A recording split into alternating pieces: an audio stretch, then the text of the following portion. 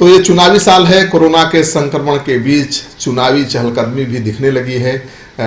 सरकार तो कोरोना संक्रमण से लड़ने में भिड़ी हुई है, लेकिन सत्ता पक्ष विपक्ष दोनों के कुछ नेता आगामी विधानसभा चुनाव को ध्यान में रखते हुए राजनीति को भी गरमाने में जुटे हुए हैं। और अब बिहार में अब से लगभग 4 महीने बाद आपको बता दें कि विधानसभा चुनाव होना है।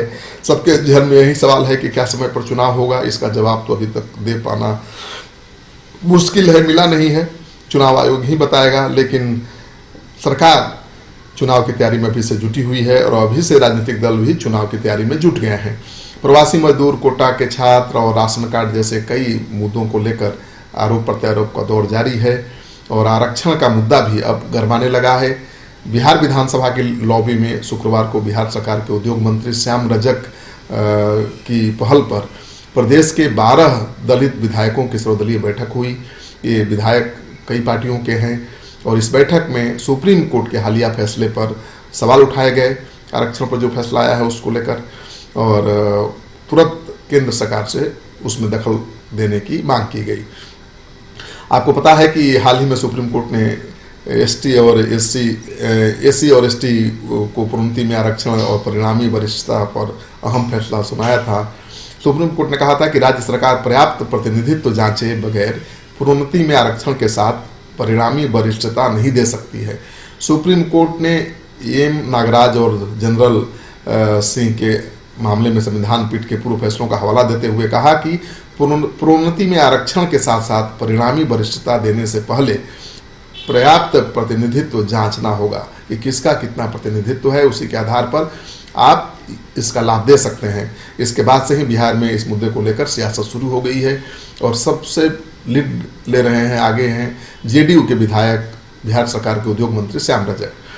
विधानसभा लॉबी में बैठक के बाद विधायकों ने विधानसभा परिसर में प्रदर्शन किया, सुप्रीम कोर्ट के हालिया निर्णय के खिलाफ नारेबाजी की। इसके बाद श्याम रजक के अलावा पूर्व सीएम जीतन राम मांझी, ललन पासवान और रामप्रीत पासवान समेत 22 विधायकों ने SC/ST आरक्षण को लेकर प्रधानमंत्री राष्ट्रपति को पत्र भेजा है। 4 पन्नों में लिखे गए इस पत्र में विधायकों ने लिखा है कि सुप्रीम कोर्ट भारतीय संविधान का संरक्षक और अंतिम व्याख्याकार है, किंतु दुख के साथ ये कहना पड़ रहा है कि 2017 से बारी बारी से सुप्रीम कोर्ट का अनुसूचित जाति और अनुसूचित जनजाति वर्ग को प्राप्त प्रतिनिधि एवं प्रमोशन के विरोध में उसके निर्णय आए हैं। इसमें अनुसूचित जाति जनजाति को पत्र प्राप्त संवैधानिक संरक्षण और सामाजिक न्याय के अधिकारों के विरुद्ध सुप्रीम कोर्ट द्वारा लगातार निर्देश दिए गए हैं और उससे उनका नुकसान हो रहा है। तो सारे विधायकों ने राष्ट्रपति प्रधानमंत्री से पूर्व से जारी आरक्षण और प्रमोशन में आरक्षण को फिर से लागू करने और न्यायपालिका में प्रतिनिधि आरक्षण का प्रावधान सुनिश्चित करने के लिए अखिल भारतीय न्यायिक सेवा का गठन करने की अधिसूचना ऑनलाइन करने और कानून बनाने की मांग की है।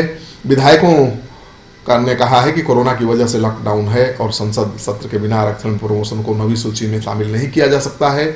इस विषय पर इस वर्ग में काफ़ी आक्रोश है, इसलिए प्रधानमंत्री और या केंद्र सरकार को तत्काल एक वक्तव्य जारी करना चाहिए ताकि उन्हें विश्वास हो सके कि आने वाले संसद सत्र में उनका निराकरण होगा, उनकी मांगों पर ध्यान दिया जाएगा। तो जाहिर है कि चुनाव आने वाला है, विधानसभा चुनाव, और लॉकडाउन में संसद चल नहीं रही है, कोई बड़ा फैसला हो नहीं सकता है। तो जो दलित विधायक हैं वो चाहते हैं कि कम से कम केंद्र सरकार इसको लेकर आश्वासन दे दे ताकि विधानसभा का चुनाव जो सामने है वो आसान हो जाए। और जेडीयू के नेता बिहार सरकार के उद्योग मंत्री जिस तरह से लीड ले रहे हैं इस मामले में, उससे तो साफ संकेत है कि बिहार सरकार भी चाहती है कि हालिया में जो सुप्रीम कोर्ट का आरक्षण को लेकर बयान आया है, चाहे जो निर्देश आया है, जो फैसला आया है, उस पर प्रधानमंत्री या भारत सरकार आश्वासन दे कि उस पर पुनर्विचार किया जाएगा और जो दलित हैं उनके हक में फैसला लिया जाएगा ताकि आने वाला विधानसभा चुनाव आसान हो जाए और उसमें ये मुद्दा उनके गले की हड्डी न बने, उनके लिए आफत न बने। इस वीडियो को ज़्यादा से ज़्यादा लोगों के साथ शेयर करिए ताकि पता चले कि कोरोना के संकट काल में भी किस तरह से राजनीति गरमाई हुई है आरक्षण को लेकर और क्या मांग है दलित विधायकों की और भारत सरकार क्या करने वाली है। आपका सहयोग समर्थन लगातार मिल रहा है, इसे आगे भी बनाए रखिएगा। अगर आपने अब तक हमारा चैनल सब्सक्राइब नहीं किया है तो जरूर कर लीजिए।